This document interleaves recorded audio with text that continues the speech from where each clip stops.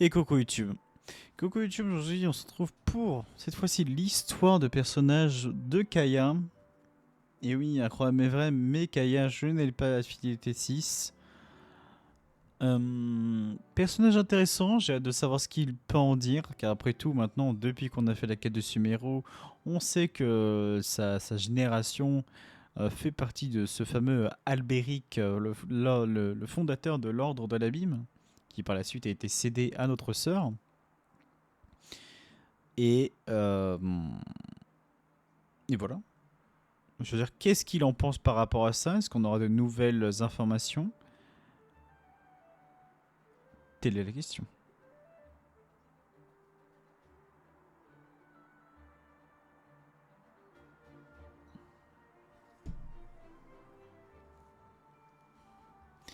Alors, Kaya Alberic est le fils adoptif de la famille Radverdringr, le célèbre magnat du vin. Cela fait longtemps qu'il n'a pas appelé Diluc Ragnvindr frère. Kaya est actuellement capitaine de la cavalerie de chevalier de Favonius et approuvé par Jeanne Oscour. Kaya est souvent celui qui conduit chaque incident qui se produit dans mon stade les environs. Histoire de personnage 1. C'est un fait curieux que votre meilleure chance de trouver Kaya n'est pas de visiter le quartier général des feux de chevalier, mais en fréquentant les tavernes de la nuit. On retrouve souvent Kaya assis au bar, bavardant avec les citadins et sirotant la célèbre boisson du Mondstadt en Death Afternoon.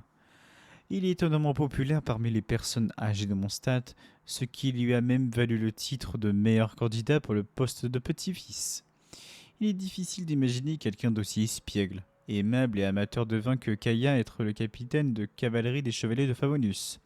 Les chasseurs comme les bandits font souvent partie des compagnons de beuverie de Kaya. Quoi? Et aussi méfiant qu'il puisse se méfier de lui au début, tous sont finalement désarmés par son discours fluide et finissent par lui dire tout ce qu'il veut savoir.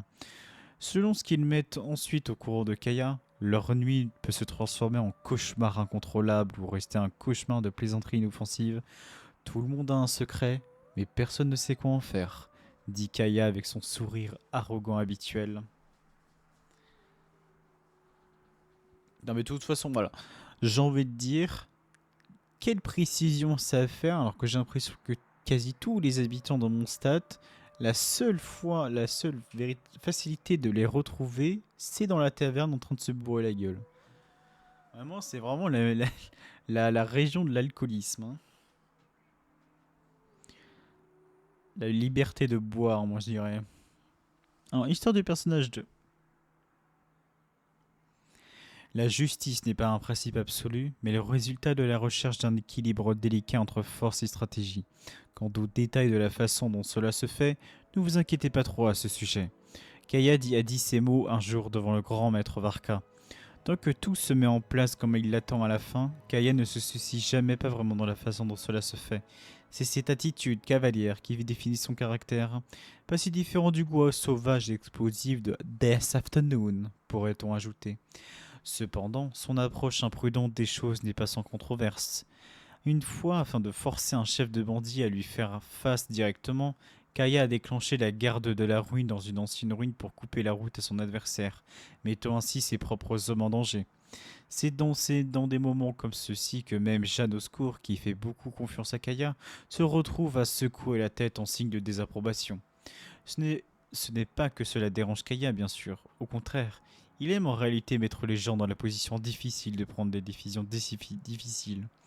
Il prend plaisir à voir l'hésitation dans les yeux de ses camarades juste avant qu'ils ne se lancent dans la bataille avec lui, tout comme il prend plaisir au regard de peur dans les yeux de ses ennemis lorsqu'ils lui font face.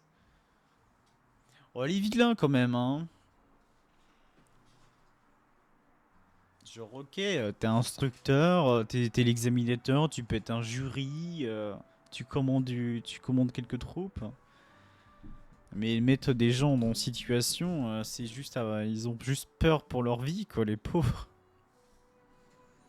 Même si bon, je pense qu'on commence à avoir l'habitude, hein, que maintenant, c'est plus en mode, si tu fais face à la véritable danger et que t'es peur, et que tes peurs, enfin que tes yeux montrent de la peur, c'est à toi-même de faire en sorte que cette peur soit ta force et que tu vas littéralement abattre ton némésis, quoi, en quelque sorte. Celui qui peut te créer des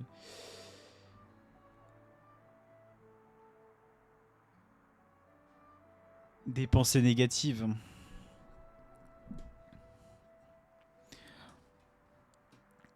À propos de Kaya, enfin, histoire de personnage 3.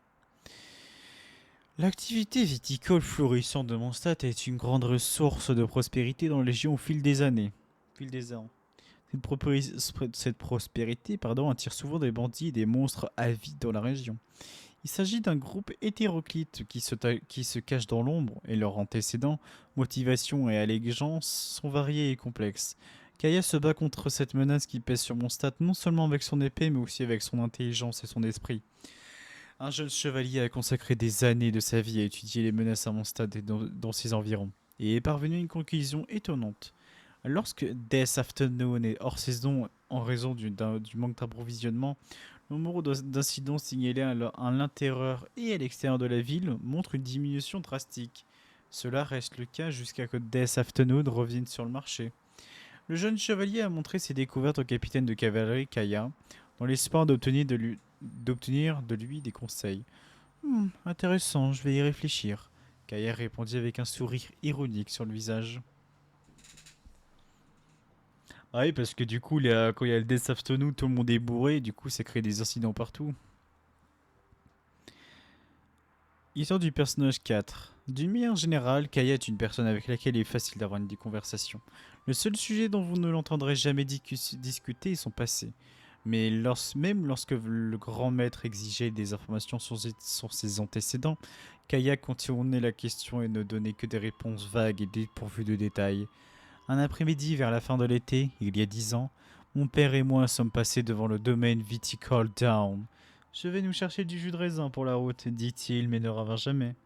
Si maître Crépuscule ne m'avait pas accueilli, donc ça c'est Crépus.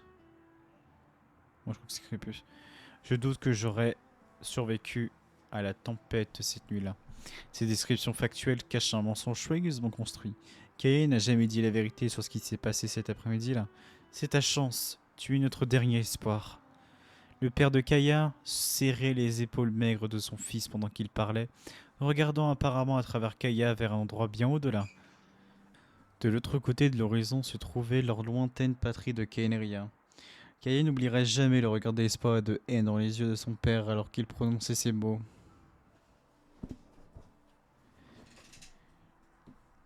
Je comprends pas spécialement ça.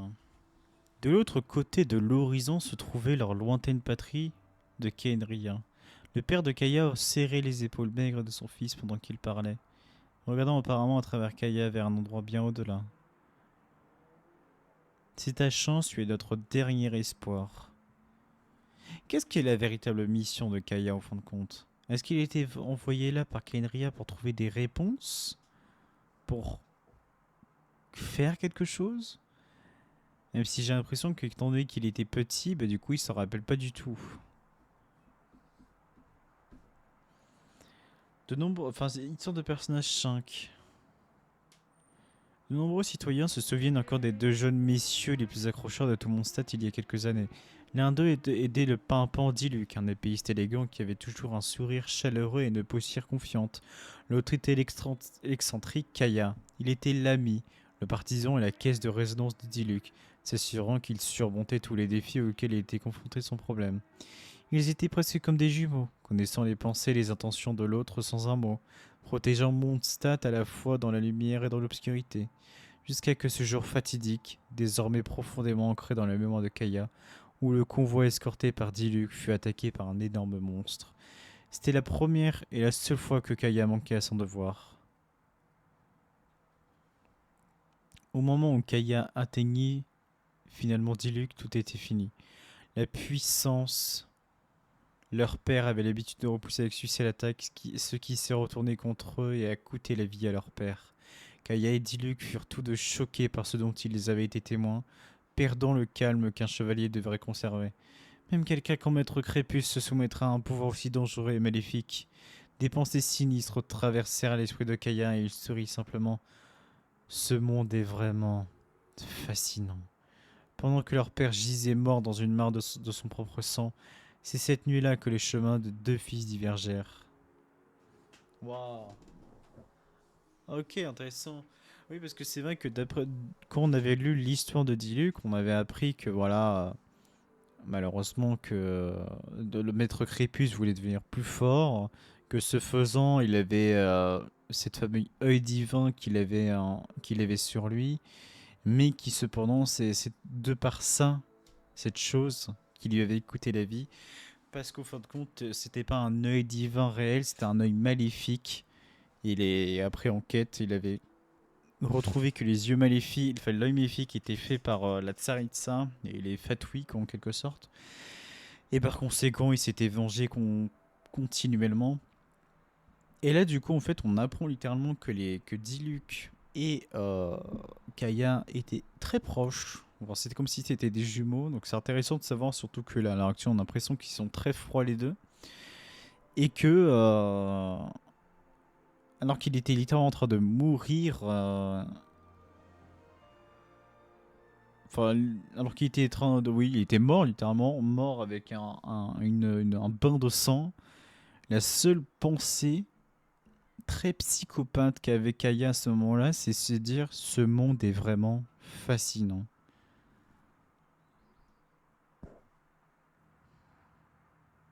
C'est très bizarre quand même comme manière de voir les choses, genre un petit sourire et dire ça alors qu'il y a littéralement son père qui vient de mourir. Est-ce que du coup c'est la première fois qu'il voit littéralement quelqu'un mourir, un être proche?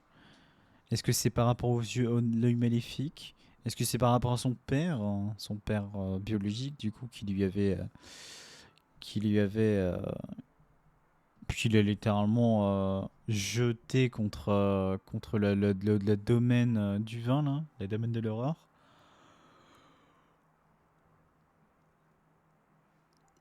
Ouais, très bizarre comme chose, Kaya. Alors, une liste. Entre les pages et les aventures d'Angelos, vous trouvez une liste de noms écrite sur une feuille de papier en tête officielle des chevaliers de Ferodius.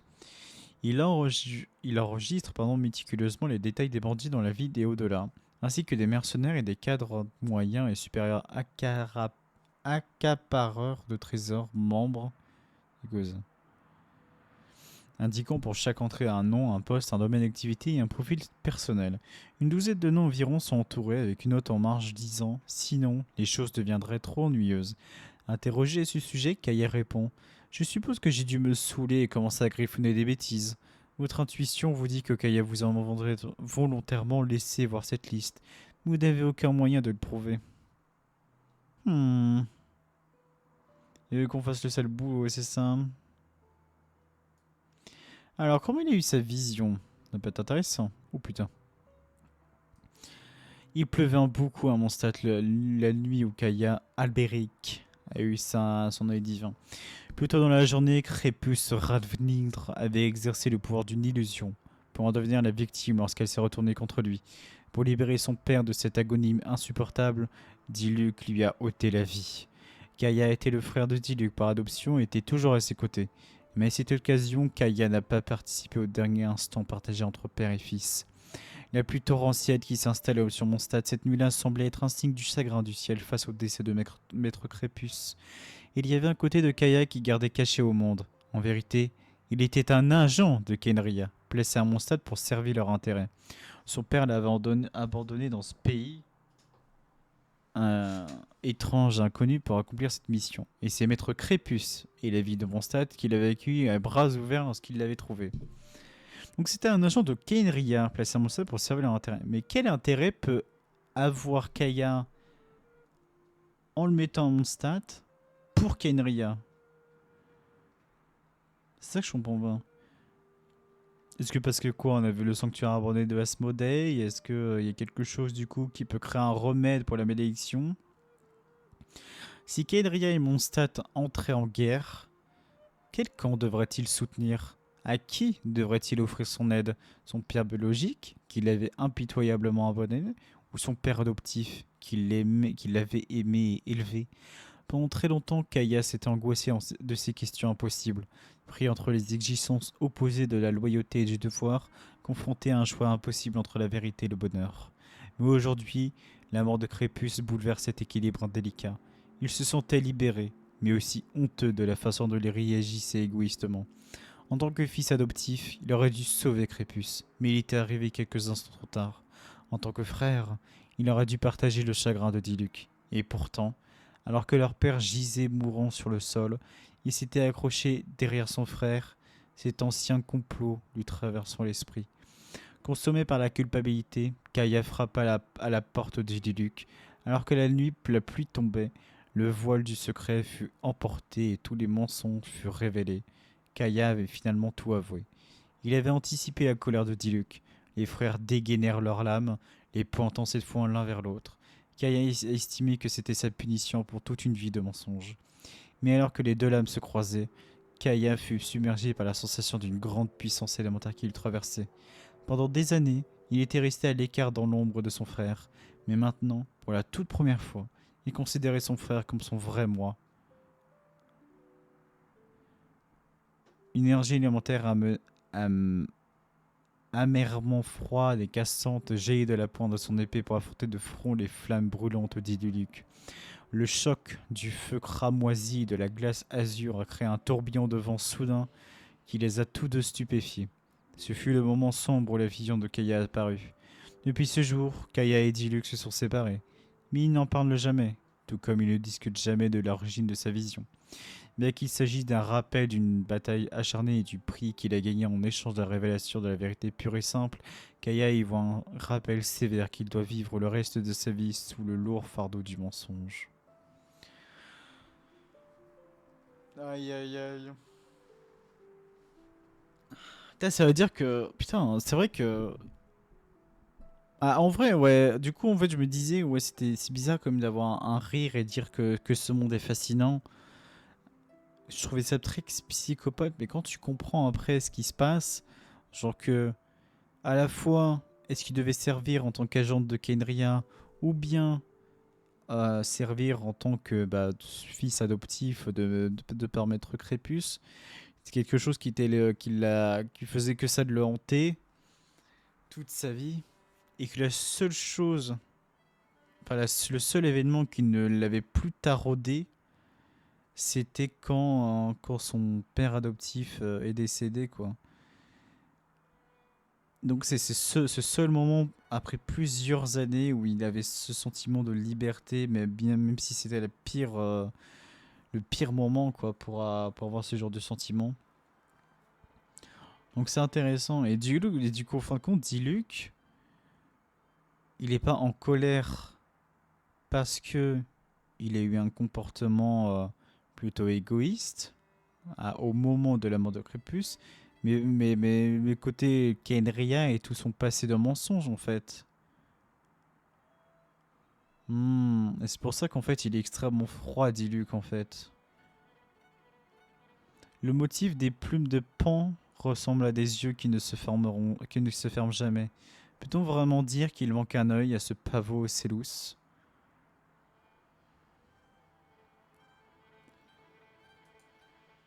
Là, c'est vraiment intéressant, hein. Comme ça, on en apprend un peu plus à ce niveau-là. Et puis, du coup, ouais, on nous dit vraiment qu'il était un agent de Kenria placé à Mondstadt pour servir leur intérêt. Et ça, voilà, mais quel intérêt il parle vraiment? C'est ça aussi qu'il faut savoir.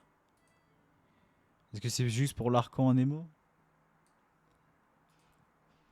Tout de suite, les répliques. Oh, il y en a beaucoup des répliques. Pas mal. Bah oui, parce que du coup, il est chevalier. À propos de Jeanne au secours. Quoi? Le grand maître par intérim? Vous devez lui apporter tout votre soutien. À propos de Lisa. Oh Lisa, vous ferez mieux de ne pas oublier de rendre vos livres à temps. J'ai fait cette erreur une fois. Elle était vraiment en colère. Mon bras est encore engourdi depuis la dernière fois.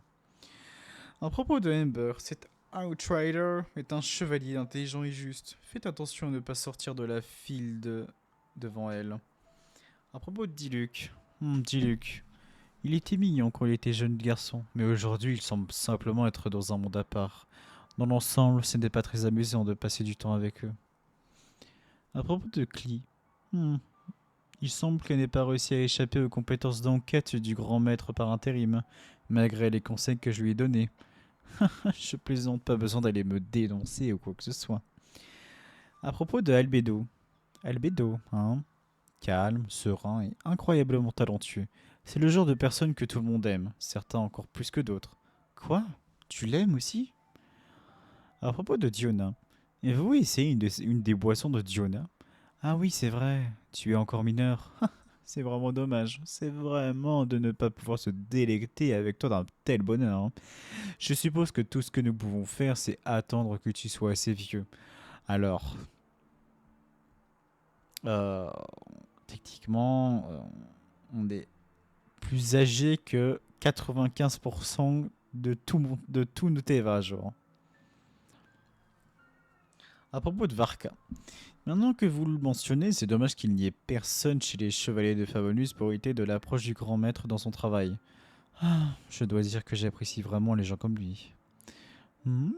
À propos de Fischl, hmm, vous pensez que le fait que Fischl ait un œil couvert est très approprié étant donné son titre de Prinzessin d'Elvero Stellung? Ah, si c'est le cas, cela doit aussi faire de moi un descendant d'une sorte d'ancienne lignée royale, non? Eh ben, ça tombe bien, tu descends d'une lignée royale, vu que tu es Kenrien. À propos de Noël, le grand maître par intérim m'a confié la tâche de travailler en arrière-plan pour soutenir Noël, mais je n'ai pas eu grand-chose à craindre. Elle a la tête sur les épaules. Quel soulagement. À propos de Rosalia. Ah, tu veux en savoir plus sur les secrets de sœur Rosalia? Que je ne peux pas vous dire, même si mon impression d'elle n'est pas mauvaise, certainement meilleure que celle d'une autre personne dont je ne prendrai pas la peine de mentionner le nom. Elle est honnête avec elle-même. Elle rejette ce pourquoi elle n'a pas le temps et ne feint pas d'être motivée par des affaires qui ne l'intéressent pas. À propos de Sacha Rose. Quoi? C'est qui ça? Ah, un sucrose. Putain, c'est chaud. Bichette.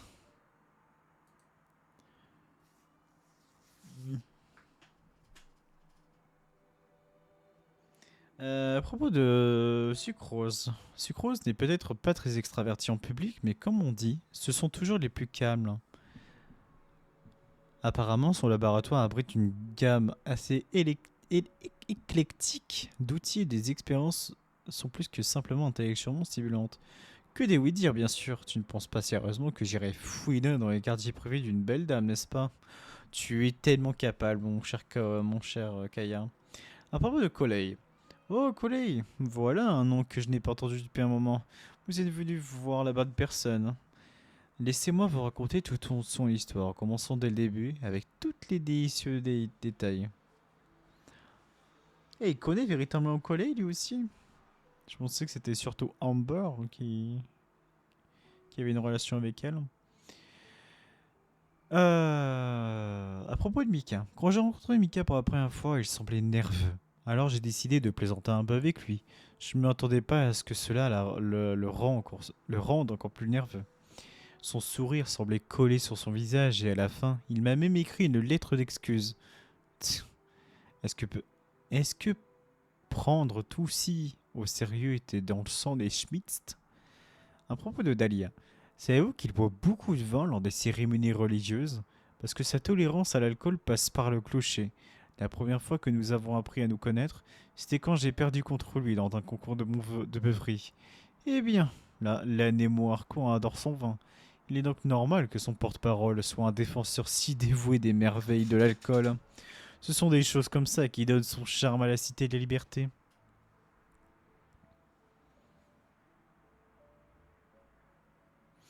À propos sur de Kayak 4.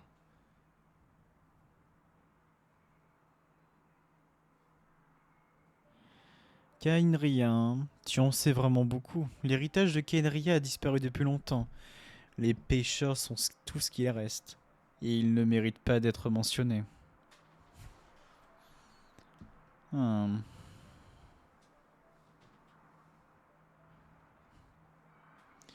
Ok.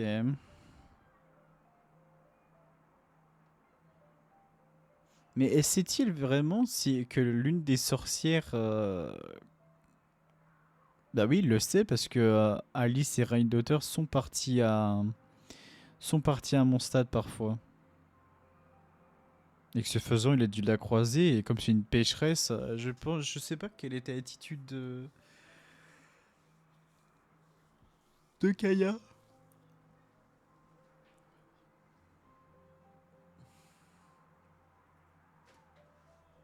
En tout cas, on a pu en avoir, on a pu apprendre, pardon, plus amples informations par rapport à lui, notamment son histoire entre Diluc et autres. J'espère que ça vous a plu, YouTube. N'hésitez pas à me dire comment est-ce que vous en avez pensé, ce que vous pensez bien sûr de de son passé qui a entremêlé le maître Crépus et de sa manière d'agir par rapport à Diluc. Est-ce que vous auriez fait différemment? Est-ce que vous pensez que c'était juste? Des bisous.